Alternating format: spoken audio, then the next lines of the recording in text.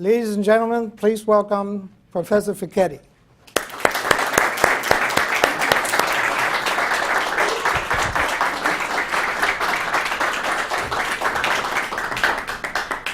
Thank you very much. Ladies and gentlemen, it's a great pleasure to be here and sharing my thoughts on something which we thought was a remote possibility, but by the time we have this session here, it became a reality. It's amazing how fast events unfold in the present crisis. On this election day, we are in the midst of an unacknowledged depression, possibly worse than that of the 1930s.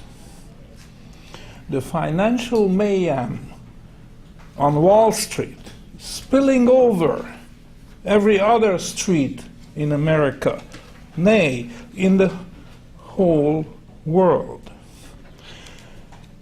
In all likelihood, job losses currently reported are only the tip of a monstrous iceberg.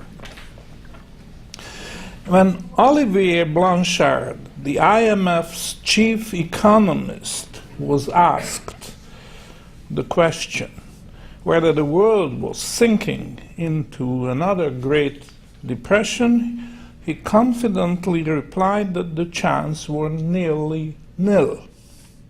He added that after all, we have learned a couple of tricks in the intervening 80 years. So we have, indeed, a couple of Keynesian tricks and a few more Friedmanite nostrums, while we were made to forget the accumulated economic wisdom of the ages. But we have not learned what mistakes made by policymakers have caused the Great Depression of the 1930s. And we certainly have not learned how to avoid the same mistakes again. Keynesian and Friedmanite precepts rule economics today, all over the world, with no quarter given to traditional economics. In fact, traditional economics has been exiled from our universities. It looks like the fulfillment of the prophecy, those who refuse to learn from history are bound to repeat it. For the past 8 years, in my writings and in my lectures, I have been advocating what I call the revisionist theory and history of the Great Depression. In the cacophony of Keynesian and Friedmanite propaganda on promoting the brave new world of irredeemable currencies, my message was lost. Keynes and Friedman, for all their disagreements on the details, how to manage the national and world monetary system, were in solid agreement on their categorical rejection of metallic monetary standards. That is to say, money based on positive rather than negative values. Our present monetary system, universally acclaimed by academia and media as the wave of the future, is based on negative values, the value of debt. Keynes and Friedman are both put the blame for the Great Depression on the contractionist propensities of the gold standard. And that is all that is being taught at virtually all universities around the globe about the causes of the Great Depression. It's universally blamed on the gold standard. Now, the proposition which I am making is put under official taboo. It's not supposed to be discussed at universities or at any kind of inquiry trying to find out about the truth. And this is the proposition. There is no valid defense for giving the Fed and the Treasury the privilege to issue promises to pay which they are neither willing nor able to honor.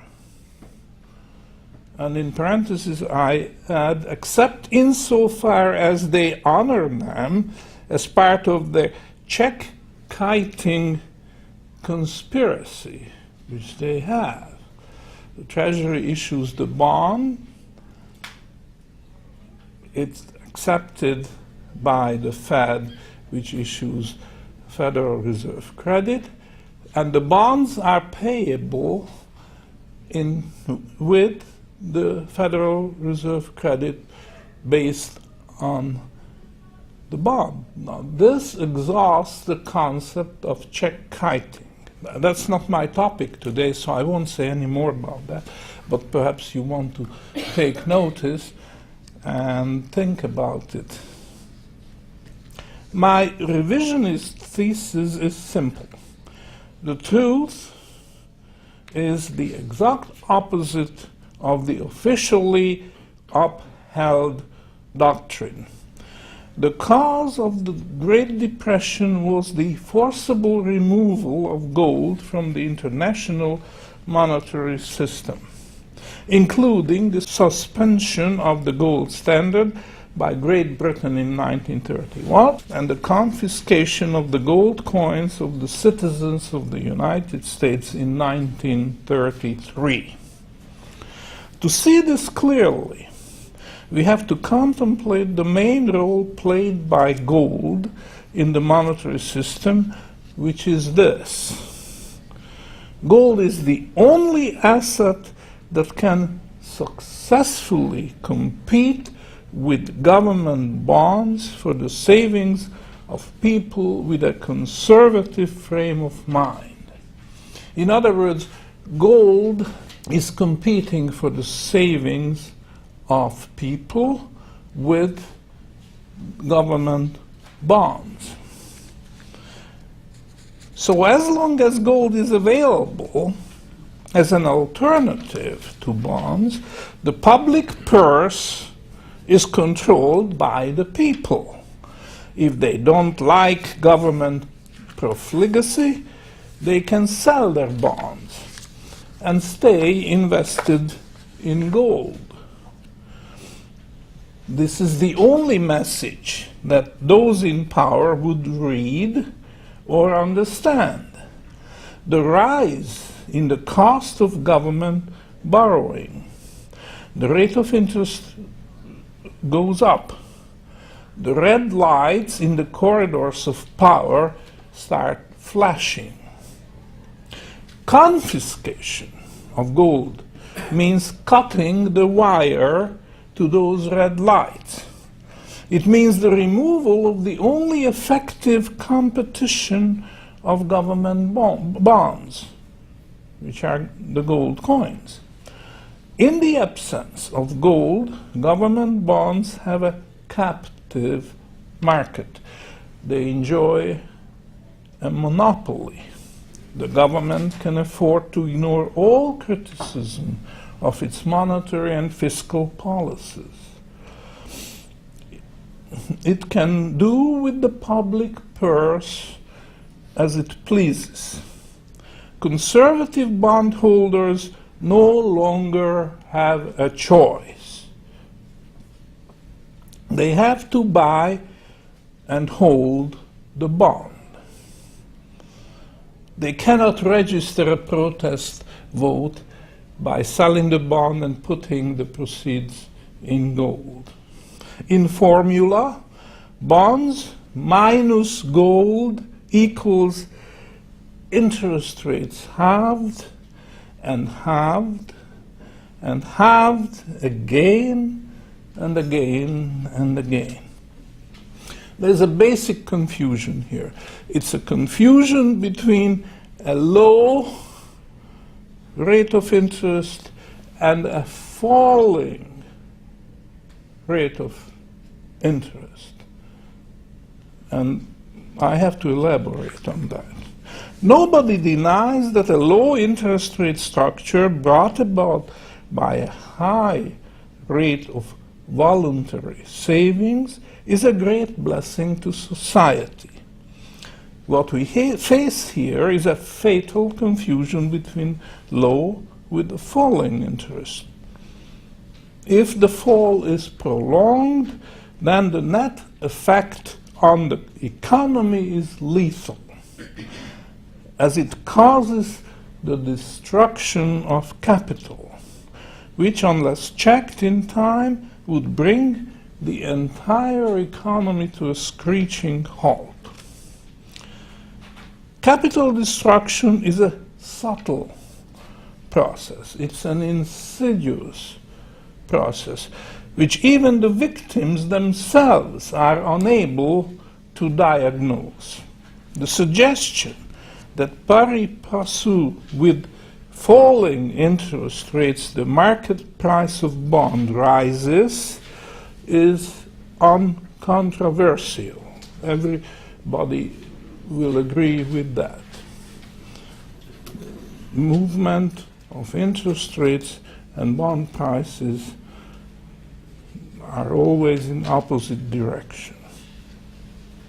It's an undeniable fact of the markets. It follows that as interest rates keep falling, bond speculators reap constant capital gains. A reward not for saving, but for gambling. The gains of bond speculators do not come out of nowhere. They are siphoned off from the capital account of the producers. Entrepreneurs are unsuspecting. They don't know what has hit them when they find their enterprise denuded of capital. The last thing they would suspect is falling interest rates, which they welcome, like everyone else, as a relief. Whatever it is, relief it is not. It is the kiss of death. And I'm going to further elaborate on that because I realize this is controversial, it is counterintuitive. So a more detailed explanation is in order. To see the causal relation more clearly, let us go through the process of capital destruction step by step. As the name suggests, liquidation value is the lump sum it takes to liquidate debt, should it be necessary to retire it before maturity.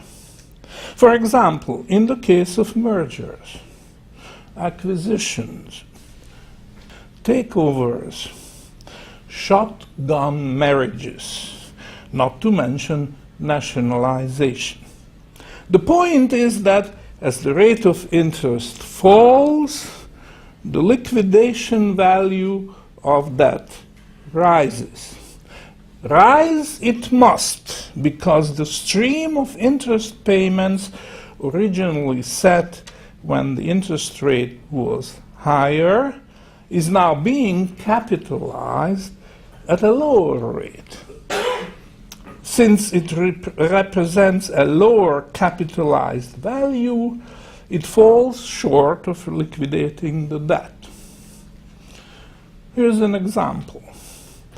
When I repatriated to Hungary and sold my house with a mortgage in Canada, the bank would not accept the balance remaining in settlement of the mortgage. It insisted on my paying a penalty, arguing that the prevailing rate of interest was now lower and the liquidation value of my mortgage higher. In other words, I suffered a capital loss on account of falling interest rates. Here's another example. When the rate of interest falls, the market immediately bids up the price of bonds. The higher bond price represents the higher liquidation value of the underlying debt. Creditors will not let debtors off the hook unless they can take an extra pound of flesh for their consideration. It is for this reason that falling interest rates, far from alleviating the burden of debt, will aggravate it.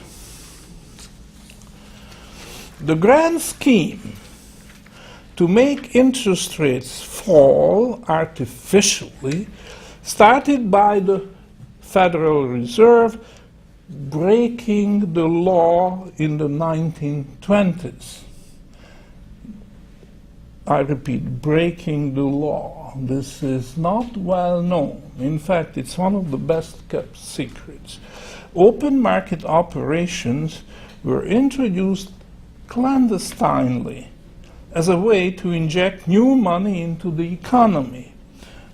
The Fed was to enter the open market to buy government bonds, paying for them with newly created dollars. It is important to understand that open market operations were illegal. They were not authorized under the Federal Reserve Act of 1913. In fact, the act specifically stated that government bonds were ineligible for the purposes of collateral in backing Federal Reserve notes and deposits. Eligible collateral was confined to, number one, gold, number two, real bills on consumer goods moving from the producer to the consumer.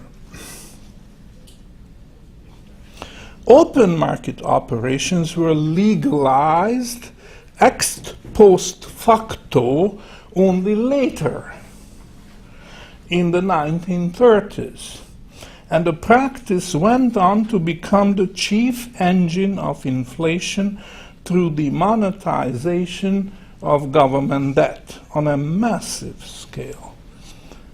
It should be noted that retroactive laws are not recognized by the US Constitution. Open market operations, apart from being illegal, are no less a harebrained scheme.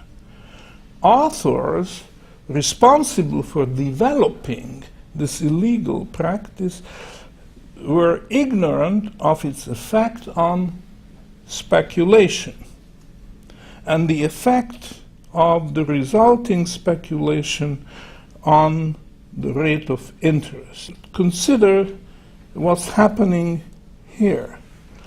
Bond speculators are very much alive to the Fed's need to make periodic trips to the open market to buy the bonds. They lie in ambush to prevent it, to preempt it. They buy the bonds first, only to dump them in the lap of the Fed at a profit later. In effect, bond speculators get a free ride at public expense. They pocket risk-free profits. The entire playing field of the national economy becomes tilted, favoring parasites and penalizing producers. This is a fatal flaw in the Keynesian edifice. The chrysophobic monetary system has a built-in instability manifested by the unopposed bull speculation in the bond market. Here I used a word which may be unfamiliar, chrysophobic. That's Greek, it means anti-gold. So the Keynesian edifice, economic theory, is anti-gold oriented. But that's the flaw, that it creates a built-in instability. Because of this unopposed bullish bond speculation which it makes possible. So over time it will just make the economy more and more one-sided and create problems later on. The net result is an interest rate structure that is persistently drifting lower. Well, not in a straight line, as you know, but the drift is quite clearly to lower interest rates. Keynesian economists pretend that their idol, Keynes, John Maynard Keynes, has made a discovery in justifying deficit spending made possible through open market operations, thus benefiting mankind. But as my analysis shows, the goodies distributed by Keynesian economics are not costless. They come at the expense of society's accumulated capital. Capital dissipation is masked by the euphoria of free lunch and pork. The damage to society dawns on the people later. By then, it's too late to stop the rot. Irreparable damage has been done. The capital of society has been destroyed. Everybody is made to suffer because of Keynesian profligacy justified under false pretenses. The Great Depression of the 1930s was not caused by vanishing demand, as suggested by Keynes. It was caused by vanishing capital.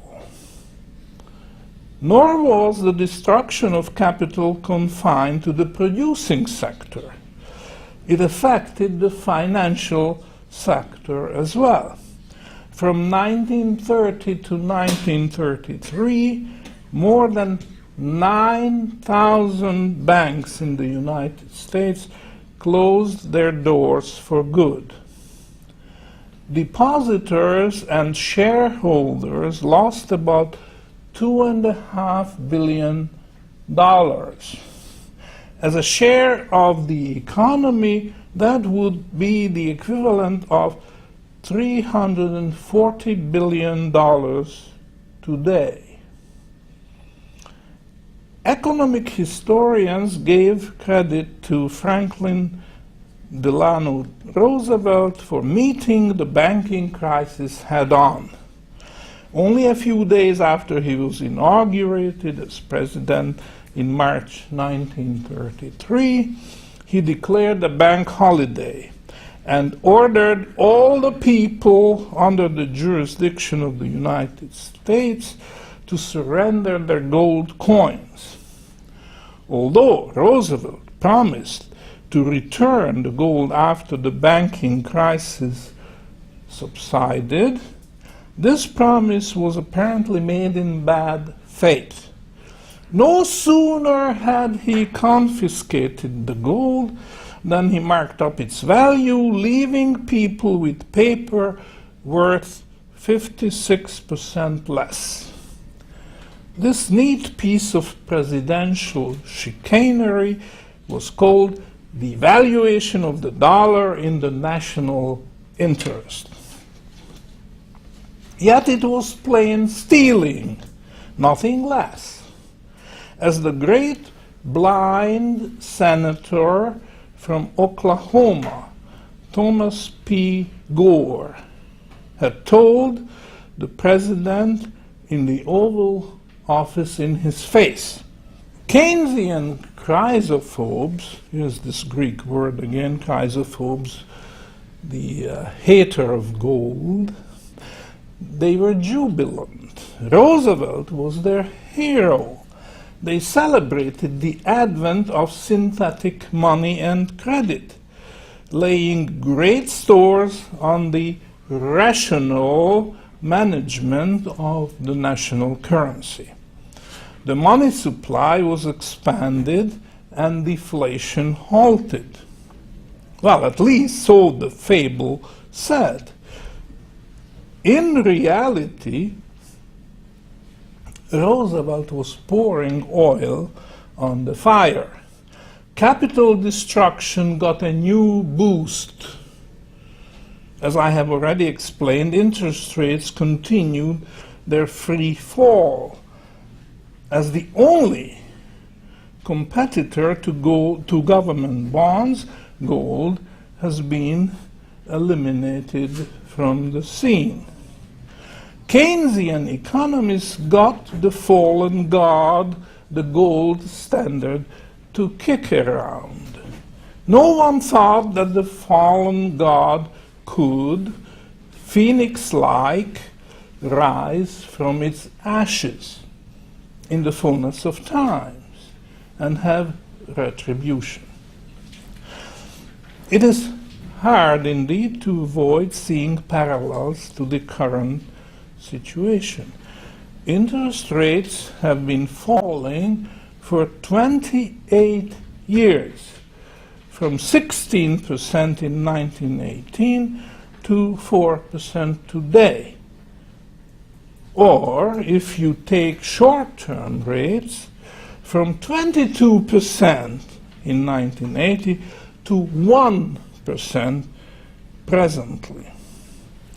Capital destruction has taken a great toll on the producing sector, causing a large part of American industry fold tent and seek salvation overseas where wage rates are lower. As far as the financial sector is concerned, up until recently, it appeared that the banks might have escaped the death trap of capital destruction. Well, we know now that they have not. Banking capital, just like industrial capital, has also been destroyed by the relentless fall of interest rates. Banks no longer trust one another's promises to pay because they suspect that their counterparty has no capital backing those promises. Banks, in effect, are walking dead men, artificially propped up by the Fed and the Treasury, anxious to avoid the blame for inaction that ushered in the Great Depression in 1930. So today they are working hard to keep credit flowing. But the situation they face is incomparably more difficult than that of the 1930s. This is not an illiquidity crisis. This is a solvency crisis. It is due to an insidious destruction of capital.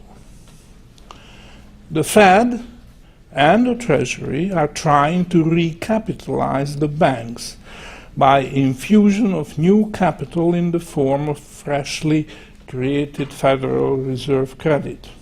Incidentally, the Fed is just one of the walking dead men. It does not have the collateral necessary to create new credit to the tune of $700 billion. The Treasury had to donate the bonds to the Fed directly. The last time this imprudent departure from the principles of sound central banking has been invoked was during World War II, when the exigencies of war finance were used to justify the bypassing of the open market. The vexing question is whether irredeemable promises by the Fed and the Treasury are sufficient to jump-start banking in the United States. There are no contingency plans for the mobilization of gold reserves to recapitalize the banks. Gold is the ultimate liquidator of debt, toxic or non-toxic. Why not use the ultimate liquidator if we really mean business in eliminating toxic debt from the system, and if we really want to proceed with the task of the leverage to shrink the bloated balance sheet of the banks? Well, the reason is ideological. The ideological obstacles are apparently insurmountable. But the real difference between now and the 1930s is the incredible deterioration in the credit of the United States, which makes the present situation far more dangerous. The international credit of the United States in the 1930s was very strong. You were looking at the greatest creditor country in history. Today, 80 years later, you are looking at the greatest debtor country in history, in need to borrow abroad to pay interest on its outstanding debt. In addition to borrowing, in order to maintain consumption patterns. A large part of the debt is held by foreigners, not under the jurisdiction of the United States, and certainly not subject to its taxing power. This is the sword of Damocles, hanging on a thin thread. At the drop of the hat, sources of foreign credits could dry up.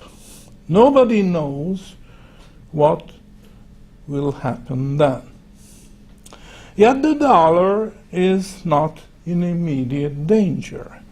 Superficially, it is strong and getting stronger. Treasury bonds are in great demand as the so-called flight to safety continues.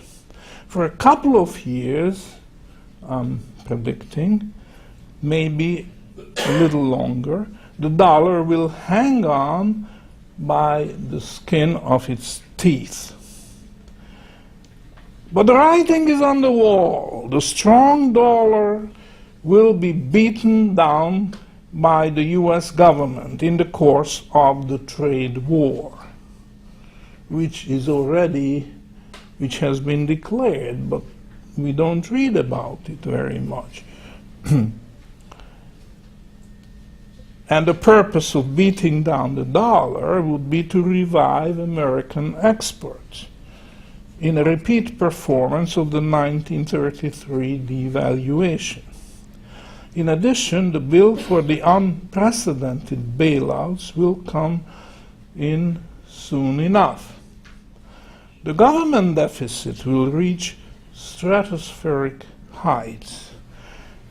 When the critical mass is reached and the threshold of tolerance in total indebtedness is surpassed, the run on the dollar will become inevitable. In the meantime, serious challenges to the hegemony of the dollar may be presented from friends and foes alike. This is an explosive situation. We are on uncharted waters, aboard a rudderless ship. But worst of all, we lack leadership. Those in charge of our monetary and fiscal system are dyed-in-the-wool Keynesians and Friedmanites. They have grown up on Keynesian and Friedmanite bunk, no longer applicable in the 21st century. They were caught completely by surprise by the fast unfolding events of the recent past. They do not understand what is happening to this country, let alone the world. Nor do they have any idea how further damage could be prevented. The only trade they know is how to cut interest rates, rain or shine, how to print more money and airdrop it from helicopters indiscriminately. Their compass, the economic forecasting, the pride of mainstream economics, has turned out to be tea leaf reading. The only people who predicted this maelstrom were nonconformist economists beyond the pale. They will not be allowed to kick in the ball. The outlook is bleak indeed. Keynesians and Friedmanites will continue at the helm. Their faulty perception will prompt them to throw even more bad money after bad money. They will beat down the strong dollar.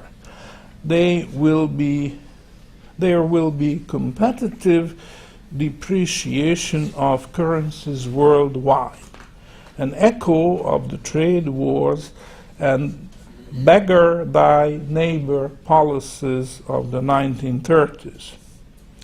At the end of the road lie the ruination of the world's monetary and payment system, economic cooperation, and division of labor.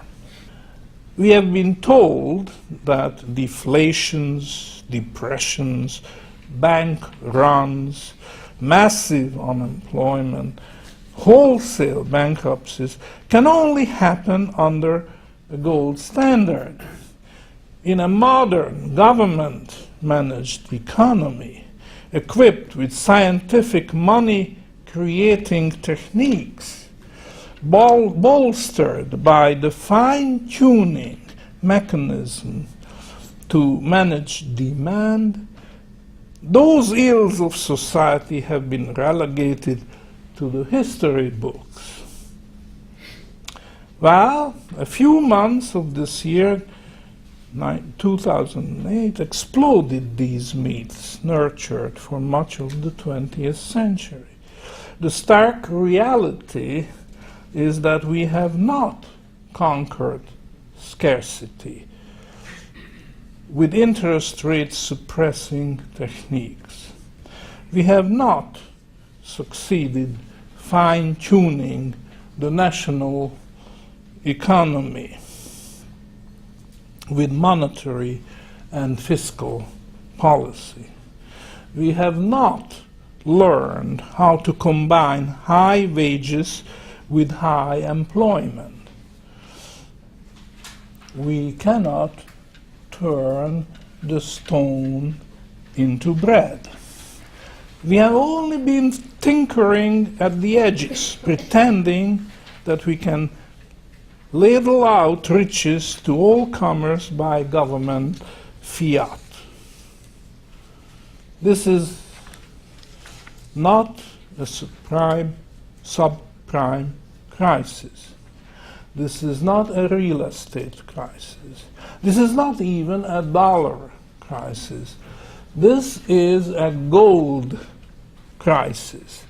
The gold standard was sabotaged in 1933 when the US government reneged on its domestic gold obligations. And again in 1971 when it reneged on its international gold obligations.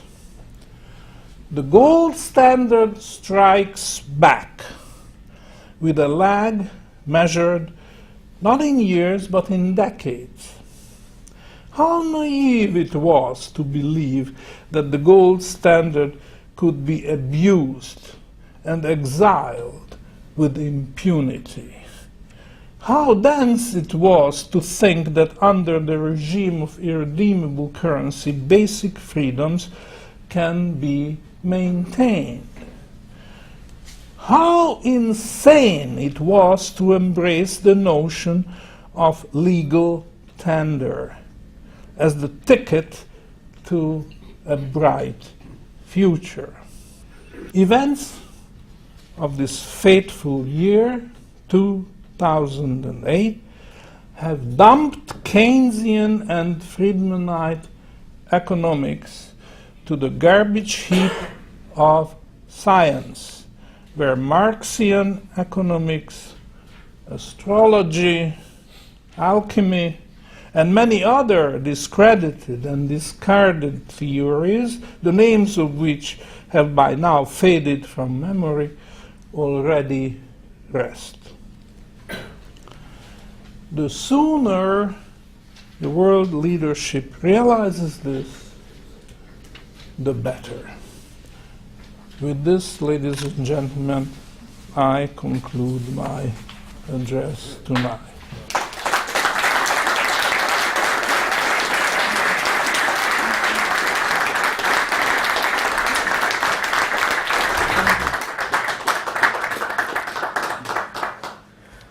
Thank you very much, Dr. Fekete, for a most interesting address. The professor has agreed to take questions. First off, thank you for the lecture. It was very insightful. My first question for you is, I've always heard the phrase, never underestimate the power of denial. We have generations of Americans and probably worldwide population that does not know of a gold standard, does not understand a gold standard, probably the people that are running for president right as we speak. There's two sides of this. They have eliminated the only candidate who did, Ron Paul. Yeah, that's true. That's very true. On two aspects, what can we do as a nation to take care of that, to get an understanding of the gold standards, to avoid a tremendous collapse? Or two, what can we do as individuals? That's where I turn it to you. Well, the first question is, the answer to the first question is education. But the task is just enormous. But there is something in our century which didn't exist in earlier times, and that's the internet. I think we just cannot calculate how beneficial this is to the cause. if we know how to take advantage of it.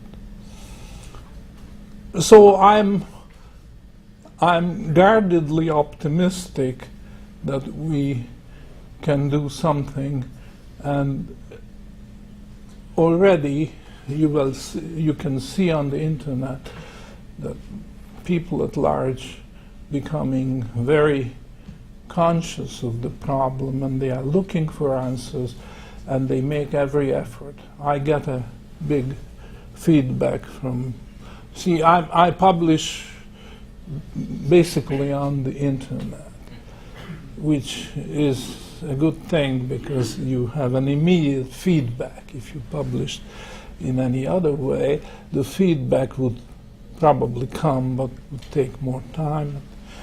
It would be more difficult. The second question concerning what the individual can do is, of course, you try to protect yourself. I would say be prepared for the worst. So if the worst doesn't happen, you will still manage. But the worst could happen, and therefore you could survive. I think, I don't like to use the word investment, especially when it comes to investing in gold or precious metals or gold-related paper.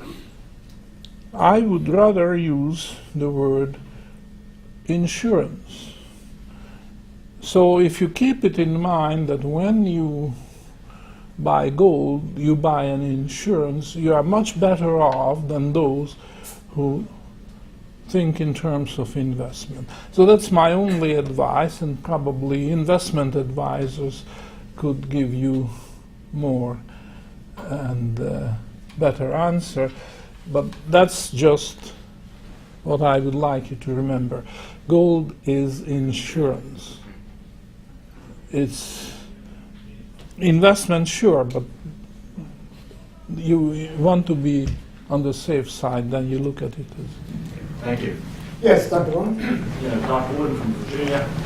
The central banks of the world will certainly try to maintain the current system of irredeemable currency. It has been rumored that Dubai will develop a gold-backed currency and that Russia may do the same. What will be the effect on the dollar and dollar hegemony if and when Dubai introduces their gold-backed currency, or Russia produces a new ruble backed by gold, or if China goes with renminbi backed by silver? This is very true, and in addition to China and Russia, you might also recall that the Muslim countries had an initiative. I think it's usually associated with Malaysia, and the former Prime Minister of Malaysia, by the name Mahathir, they proposed the introduction of the gold dinar and the silver dirham. And in fact, these coins do exist, but they made a very bad mistake, and the scheme wouldn't fly. The idea was that they could just create a world currency system independent of the dollar based on these coins. The mistake they made, and I had a suspicion that Russia and China would probably make the same mistake if they ever reached that point, to create these gold and silver coins, that they did not open the mint to gold and silver.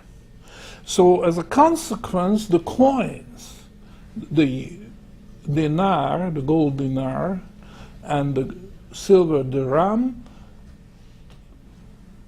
are souvenir coins, good conversation piece, good keepsake. You give it on birthdays to relatives and things like that. But it's very naive to expect that these coins will ever circulate if you are not prepared to open the mint to gold and silver. Now, what does that phrase mean, to open the mint to gold and silver? It means that the government of that country is prepared, or in fact actively invites the whole world, inside and outside of the country, to come forward, bring their gold and silver to the mint, and the silver and gold will be coined, will be struck into coins, the same fineness, the same weight, free of charge. So actually, it's a burden on that country. They have to subsidize, because the cost of minting these coins is not going to be charged to those who bring the gold. This can be done, especially as long as the price of gold and silver fluctuates. And that becomes technical, and I don't want to go into that. I'm just saying that because of that cost of producing the coins, the scheme won't fly. Why not? Because people will not bring the gold and silver to the mint unless they know that, and not only that, but assuming that they have the coins, they will not spend the coins. See, you have to persuade people to spend those coins, and they will not spend the coins because they don't see how they could replenish the coins after they have spent them. So in other words, the coins will not circulate unless there exists a firm commitment on the part of a credible government to keep the mint open, and there will be a flow of gold and silver to the mint, and then when the saturation point is reached, people will spend their coins, and then after probably a few years, these coins will be part of the circulation, can be used to finance world trade, world development, and so on. So that's my answer. I've been thinking about this problem hard and long enough, and that's the answer I can come up with. It's not an easy problem, and it's amazing that these countries, some of them very powerful, like Russia and China. China in particular is very rich with all these foreign currency reserves. They did not have the wisdom. Now, oh yes, your question also had this part that suppose it happened all the same. What would be the consequence as far as the dollar in the United States is concerned? The effect would be that the dollar will fall out of favor if they approach it the right way. But since they don't, this is an academic question, because I don't see any sign that these countries will do it the right way. They will try, do this and that, but unless they do it the right way, meaning opening the mint to gold and silver, this danger doesn't exist. And I think the dollar will have to run its own course. It would not be helped by these other countries bringing the gold standard back. Yes, Edgar? How much gold is out there? Is there enough to recapitalize the banking system? Well, there are estimates, various estimates, and I'm not prepared. Yeah. And second, you know, it is my perception it would be cumbersome to do this process. And could we use the derivative instruments as a way to back the deposits with instruments like futures and gold? Make that an accounting in the statement? Well, we have been doing that very, very hard, or trying to do that, and the results are miserable. The derivative, this derivative tower, which is threatening with collapse, is huge. It's apparently, according to some estimates, in the order of $1 quadrillion. That's $1,000 trillion, which is far more than any kind of economy. You know, if you take GDP or the amount of all the stock markets of the world, of all the real estate, this is much greater. Yet, oh yes, and part of that derivative tower is gold. Is gold, you see? So there's no shortage of these paper golds, and that's exploding with the rest. But it is not doing any good. Now, if your question concerns your thought that there is not enough gold in the world, then I have news for you. I think this is a non-issue. It's a non-starter. But there is another answer to that kind of anxiety, which is the clearing system. There is no set limit on the amount of credit which can be based on a fixed amount of gold, because the clearing system could be improved, as it has been improved throughout history. I'm not worried about the amount of gold, that it's not sufficient to put the world on a gold standard. I don't think that's the real issue. It's a much more important issue what we can do, such as education. This is much more basic.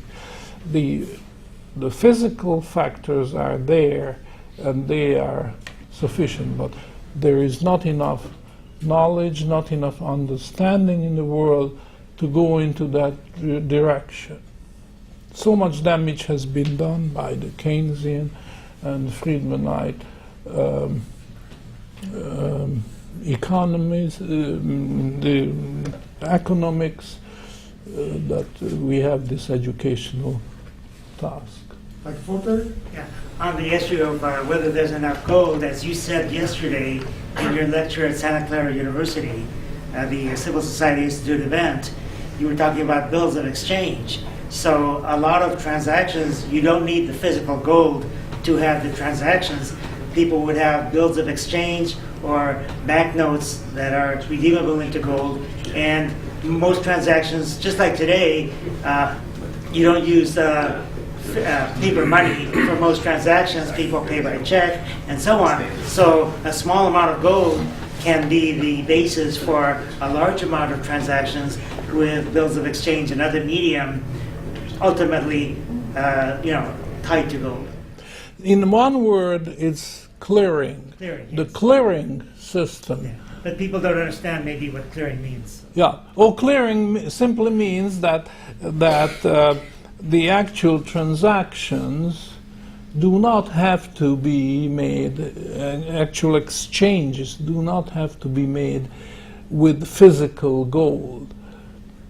Because it's only, everybody is buying and selling at the same time.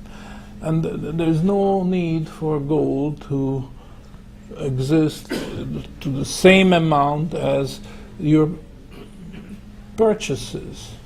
It's only the difference between your purchases and sales which has to be financed. So the rest is clearing. The rest is clearing. The purchases and sales cancel out.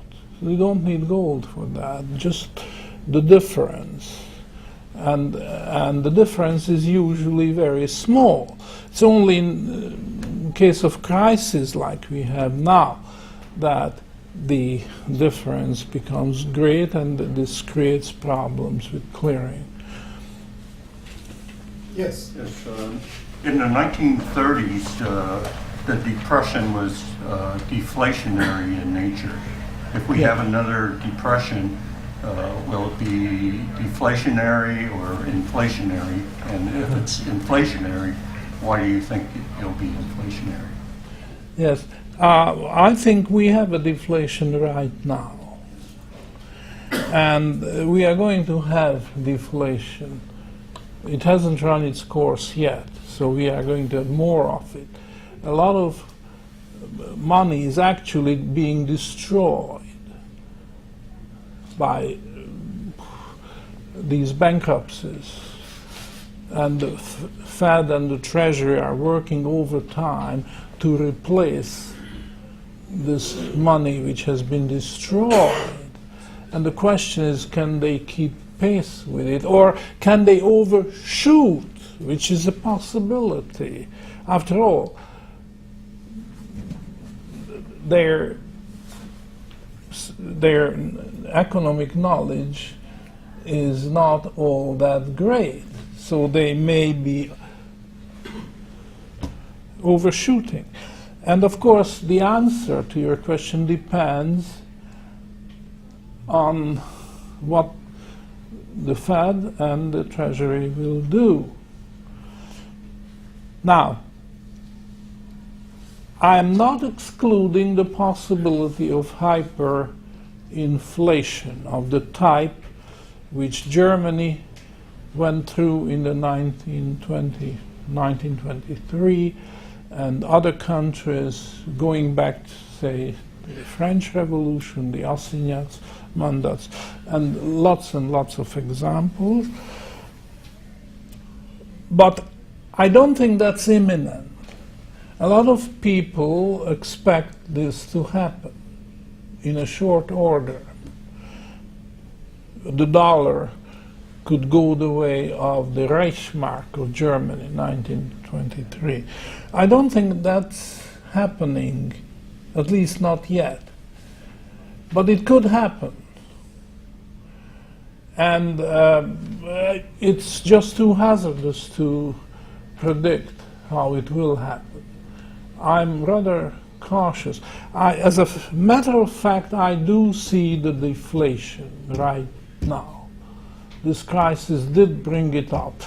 I did see it before that it was coming, and I had a lot of argument. People were laughing at me, saying that, look, all this money which the Fed is pumping out, and they'll show charts and use all kinds of arguments that this is quite clear that we have a hyperinflation coming. I've heard rumor that the Amero has been engineered as a possible replacement of the dollar when the dollar loses credibility. Just another fiat currency, but kind of like the shell game, I guess you might say. Yes. And this would be the North American Union with Mexico, U.S., and Canada merged into one, like the European Union. We'd have this North American. Yes. And there has been speculation that there might be some percentage of gold attached to the value of the Amero to get people to accept it as an alternative currency. Have you given any thought to this? Or? Well, these are rumors, and nothing official has been announced.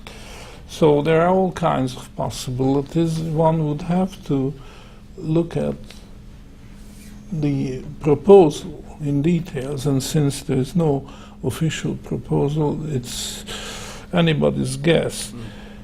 But if you take the example of the euro, which is apparently serves as the model for the Amero, then I think you have to say that it's not working, at least won't work in the long run. The euro is already in trouble. And just to give you one example, the euro is supposed to be completely homogeneous, completely fungible, quite independent of which particular country or the central bank of which particular country issued it. And in fact, you need a magnifying glass to see the mark on the banknote which country issued it. But people got wise to it, because right now, I'm reporting this to you as an actual fact. People are sorting out the euro banknotes in Europe, and they spend the ones issued by countries such as Greece, Italy, Spain, and maybe a few others, and they are hoarding those banknotes issued by Germany. You see? You see? This is an actual fact, because people don't trust the banks in Europe any more than they trust the banks in the United States after this crisis has started. So, but people do trust paper money.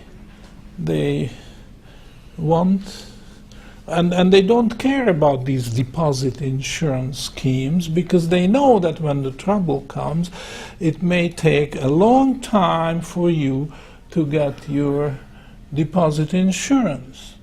So they prefer to have the banknotes close by, so in case of emergency they can spend it. But they are not doing it indiscriminately. This is Gresham's law, right? They spend the ones which they don't trust and keep the ones which they trust more. So the Amero is... yeah, I was going to say that. The euro has a provision of gold coverage, but that's for the birds. You can't get gold at a fixed price from the central bank. It's window dressing. It's not the gold backing of the euro is not for you. It's for the birds. So I don't think the Amero has promising, if it's true that there are plans to that effect. I think the example of the euro is not encouraging in this respect. Yes, Kevin? It's obvious this past century, the Western world bought into more of the Keynesian monetary theory. Do you think the Western world, do you get the sense that more on the Eastern side, they're a little more open-minded about the gold standard and possibly the real bills doctrine, and as they influence more control, say, in the financial world order going forward, say that meeting happening in a couple weeks, do you think possibly the Eastern world will be able to affect things and almost act more as a rudder on the ship? Eastern Europe? No, more Eastern. Do you think the Chinese, say, and the Russians... Well, you are talking about the Chinese. Yeah, from an education perspective, do you think they're more open-minded to the gold standard and the real bills doctrine? Do you mean the leadership or the general public? Both. Just education in general for society. as far as the general public is concerned, the situation is not any better and maybe even worse than it would be here or in Western Europe for that. Actually, Western Europe is probably the most enlightened in this respect, because countries like France, Germany, and a number of others have gone through this hyperinflation-y experience within living memory. And even the younger generation got it handed down to them, the consciousness, the awareness from their parents and grandparents. This is completely absent in the United States, and I don't think it is any better in the Asian countries. Now, when it comes to the leadership, that's very interesting, because it seems to me that there is an infight in countries like Russia or China. There is some awareness of the problem, of the necessity of metallic backing the currency, so there are representatives. But then there are those who want the status quo. So they are fighting it out, and it's not possible. But it could be true also in this country. We don't know.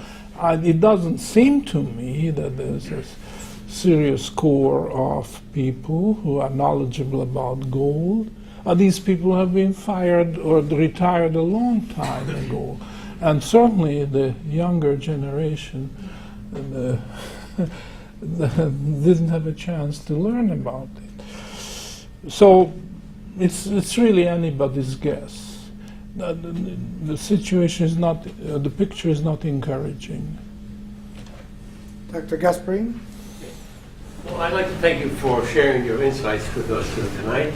And since the founding of this republic, thinkers such as you have been concerned about possible threats to the economy of the United States. And for example, 200 years ago, when Thomas Jefferson wrote a letter to his Secretary of the Treasury, and I'd like to just briefly quote a section from that to show you what he was concerned about. And he said, I believe that banking institutions are more dangerous to our liberties than standing armies.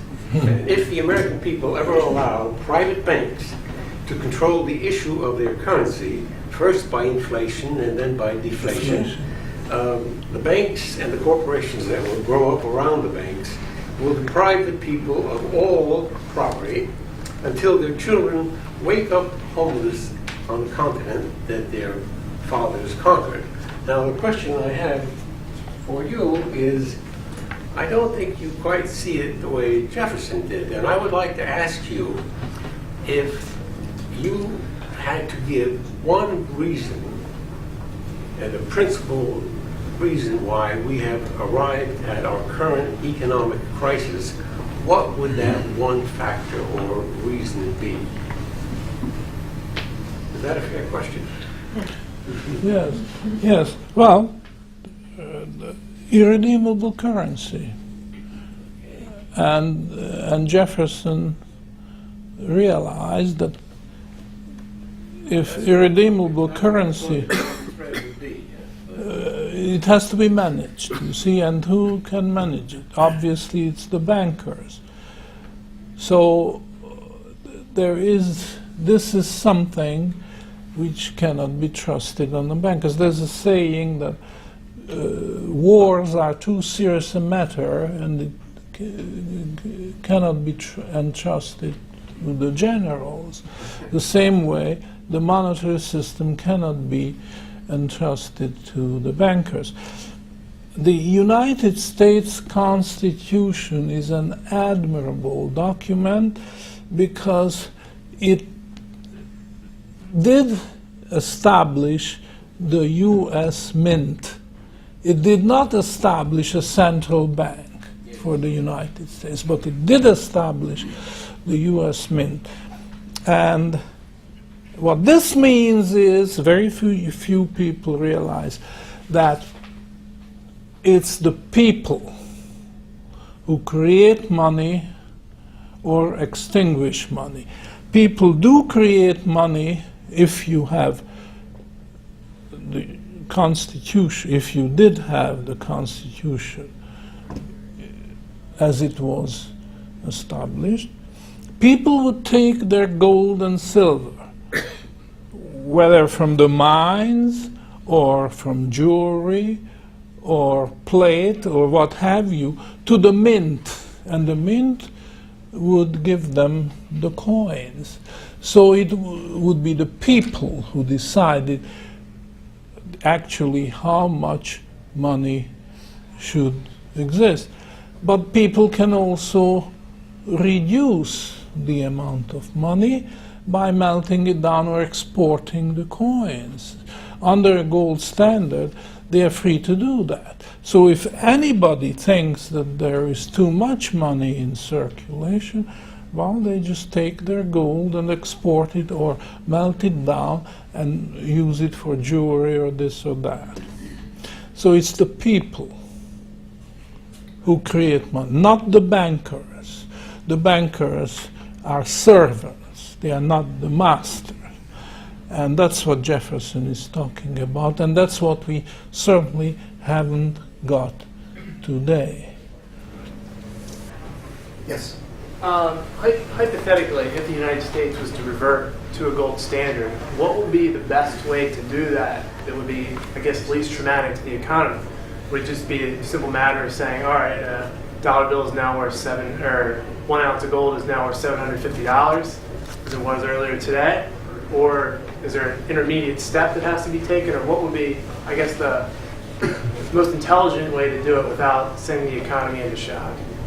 Well, this is an excellent question, and Thank you. I would take another address to answer it, but let me just point out something to you, which I think is very important, and this is the following: it's not reasonable to expect that the conversion can be made overnight. The way I would see it is that there would be a parallel system for quite some time, maybe a year or possibly longer, when gold coins and the various clearing instruments based on the gold coin would circulate. But at the same time, the Federal Reserve notes and the Federal Reserve credit would also work. However, the legal tender provision has to be discarded. So in other words, the Federal Reserve notes would not be a legal tender. Nobody could force somebody else to accept it in payment. Private parties would have to make contracts. And as a consequence of that, the Federal Reserve System would be compelled to compete with gold. Let the best currency prevail. Let's see what the people want. Would they want to make contracts in Federal Reserve notes if it was no longer legal tender? Or would they prefer to make contracts in terms of eagle currency, the gold eagle currency which the United States Mint would provide as the Constitution? Well, if you eliminated legal tender laws, wouldn't that immediately crash the demand for Federal Reserve notes? I don't think so. I guess that's the idea. But Because you could argue that the dollar will collapse now because of the Chinese and the Indians have a lot of dollars. They will just cash in.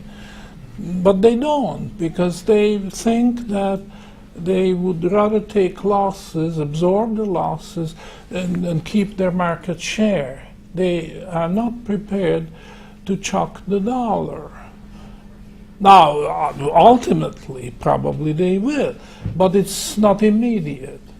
So I don't think that the Federal Reserve notes would die a sudden death. I don't think so. You mentioned, I think, something about recapitalizing the banks. Will you speak to that? How should the banks be recapitalized?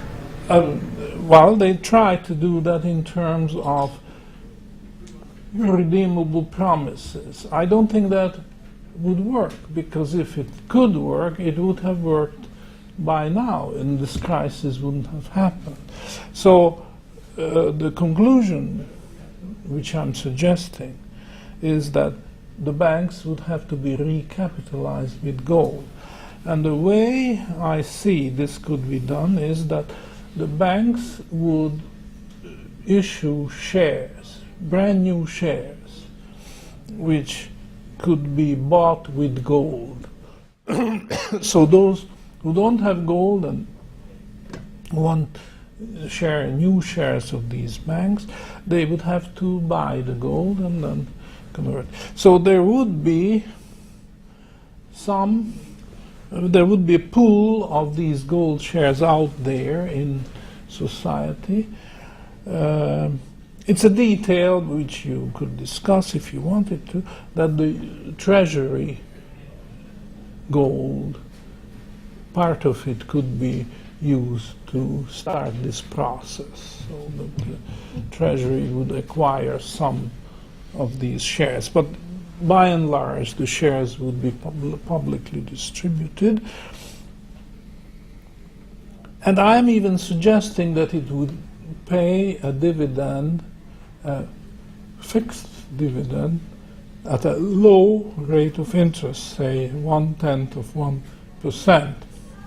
But again, this is subject to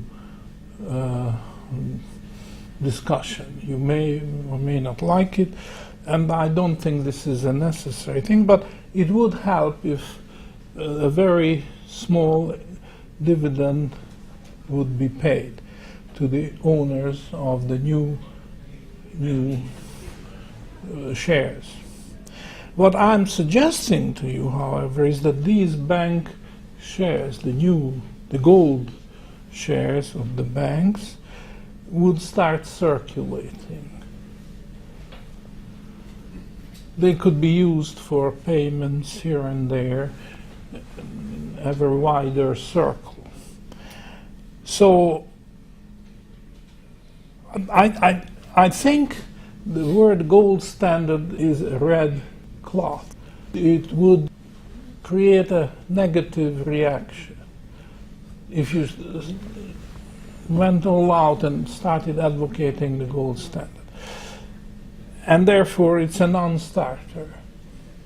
However, what we do here, if the banks are recapitalized in terms of gold, is to bring back the gold standard through the back door, not even mentioning, because these bank shares would start circulating and they would squeeze, or they would crowd out the Federal Reserve notes and the Federal Reserve credit out of circulation. So, I mean, obviously a lot of thought would have to be given to this problem. I've been thinking about this ever since the crisis became so serious, but I don't want to leave you with the impression that this is just an off-the-cuff remark on my part. I have been thinking about that, but I admit a lot more thinking has to go into this. But that would be a reasonable way to solve the present problem. Do you think that a clearing system, as you've discussed in your other talk, would be necessary immediately in order to make this transition? Yes, it would, and I might add it is something you don't have to worry about, because that clearing system would rise spontaneously. unless the government or the central bank tries to suppress it. Because this bill circulation historically has arisen spontaneously. There's no legislation, there was no government directives or anything. It was just the problem how to finance the movement of consumer goods which are in urgent demand from the producer to the consumer. It takes time, and sometimes it's a long journey, like overseas producers supplying the market here. It might take not just time, but also shipping and travel.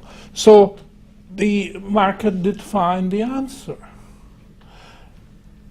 The supplier of consumer goods who sold to the wholesaler billed the wholesaler. The wholesaler didn't pay cash for the supplies. He just endorsed the bill and gave it back to the supplier, and the supplier could pay his own suppliers with that bill, which had been endorsed by the wholesaler. So the bill started circulating spontaneously, and this would happen again. With the current continuously lowering rates of interest by world central banks, and the idea that falling interest rates leads to capital destruction, I don't know if you can answer this, but what is the end point? Because we see continuously falling interest rates leading to continuously progressive levels of capital destruction. Is there an end point to that? How does it stop? Does it go until all capital is destroyed, leading to sovereign default? I'm curious your thoughts. Are you worried about that once interest rates get close enough to zero, then this is the end of the world? No. I'm curious about what might happen. Well, I was careful not to say that interest rates fall to zero. I was careful to say that they get halved and halved and halved again and again and again, because that could continue indefinitely. If you decrease the rate of interest by 0.1%, then after 10 steps you reach zero, and that's the end. But halving the rate of interest can continue indefinitely. And I think that's what is happening. There is no end to this, and therefore the depth of deflation and depression it's not limited. It's just an endless destruction, a very debilitating process which one has to avoid. What, do you have any comments about Japan? No, Japan has been in a recession for more than 20 years. They lowered the rates from 0.5% to 0.3% recently. Is Japan sinking? Well, I think so. It lasted a lot. And the United States is following Japan very closely, and this is not being observed by the economists profession or the financial journalists, but that's what's happening. And the yen carry trade is the mechanism whereby the metastasis works. The United States is importing deflation from Japan, and this is not healthy at all, and it should. Actually, I think there's a conspiracy between the Japanese central bank and the Federal Reserve. They encouraged this carry trade. It helped postponing the crisis, and they were hoping that they could postpone it forever. Well, it turned out that they couldn't. So what we see today is the end of that process. Japan is not out of deep water, and on the other hand, the United States is getting into hot water. One more question is, a lot of people that are against the concept of gold look at the example of the last couple months where economic crisis is in full-blown proportions and the price of gold dropped from $1,000 down to near $750. So they say that it's not economically, it doesn't have that reserve of last resource value anymore, and it's just like any other commodity. I'd love to hear your comments on that. Well, the variable gold price is not a proof of the fact that the value of gold is unstable. It's a proof of the fact that the value of the dollar is unstable. And it could be that the dollar gets stronger and then the gold price drops, but this has nothing to do with the value of gold as such. There's more demand for dollars, it will show up in the gold price. But to make a conclusion that you see the gold is no good anymore, it might have been historically true that gold was stable, but it's no longer stable. This argument doesn't hold any water. With the reverse of that, physical gold is very hard to come by, especially here in the United States now. There you are. But supposedly it's going down in price. Well, anywhere in the world, it's true that physical gold is not available. So paper gold is available, but that's not solving the problem of those who need gold for insurance purposes. Yeah, I guess you made your point very clear that most government and the politicians are well educated in Keynesianite and what's that, Freemanite, and not the people that advocate the gold standards are either retire or not actively in educating the politician to get back to the gold standard or some form of the gold standard. Given that, and we're in this crisis, and yet there are still people talking about it. What's going to happen?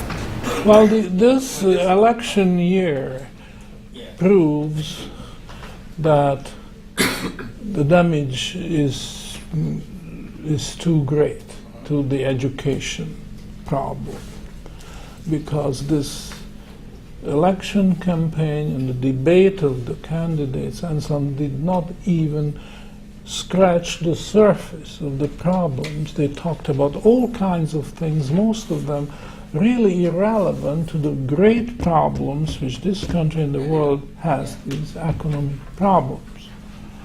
So what will happen? Who knows? It may be that we just have to go to the bitter end of the road. So let me close with just one idea, quoting Benjamin Franklin, who said that experience runs an expensive school, but fools will learn in no other. So that's what the politicians, and they are unable to learn from experience. So they are going to pay the price. And we are going to pay.